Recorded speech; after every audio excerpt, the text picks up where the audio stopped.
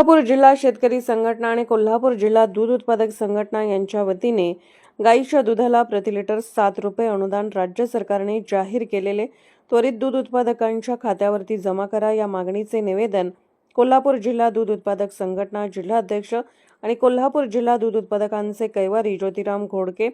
वडणगे दूध उत्पादक संघटना करवीर तालुका अध्यक्ष मच्छिंद्र पाटील यांच्या हस्ते निवेदन देण्यात आले। कोल्हापूर जिल्हा शेतकरी संघटना जिल्हाध्यक्ष ॲडव्होकेट माणिक शिंदे,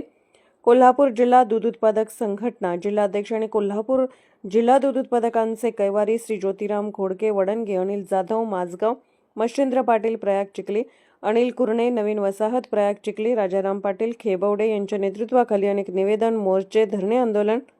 रास्ता रोको करून राज्य सरकारकडून गाईच्या दूध